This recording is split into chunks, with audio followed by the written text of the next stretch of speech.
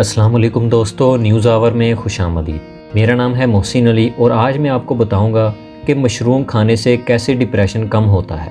Mushroom اپنے اندر جادوئی خواص رکھتے ہیں اور اب ایک طویل تحقیق سے معلوم ہوا ہے کہ مشروم کھانے کو اپنی عادت میں شامل کیا جائے تو اس سے ڈپریشن کا خدشہ بھی کم ہوتا ہے۔ پینسلوانیا اسٹیٹ کالج آف میڈیسن کے سائنسدانوں نے کہا ہے کہ اگرچہ مشروم کئی امراض کے لیے بہت مفید ہے، لیکن اب یہ ڈپریشن میں بھی بہت مددگار ثابت ہو سکتی ہے۔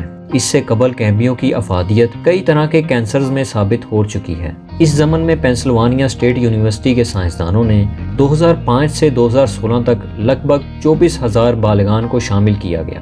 ان افراد سے غذا، تندرستی اور دماغی صحت کے متعلق ڈیٹا حاصل کیا گیا۔ سائنس بتاتی ہے کہ مشروم میں ایک خاص قسم کا اینٹی آکسیڈنٹ ارگوتھایونین باکثریت پایا جاتا ہے جو خلیات اور ٹیشوز کی حفاظت کرتا ہے۔ ہم جانتے ہیں کہ اینٹی آکسیڈنٹس شیزوفرینیا اور دیگر دماغی امراض کے حملے سے بچاتے ہیں۔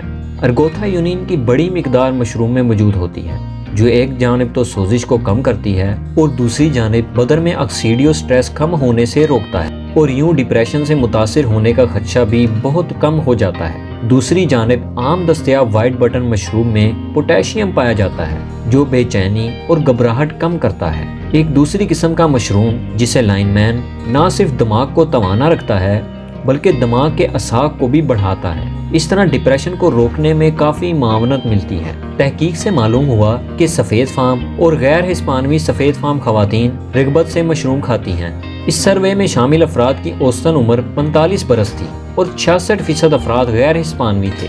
ان میں سے جن خواتین و حضرات نے مشروم کی عادت اپنائی ان میں ڈپریشن کی سطح بہت کم دیکھی گئی، لیکن حد سے زیادہ مشروم کھانے کے اضافی فوائد ریکارڈ نہیں ہو سکے۔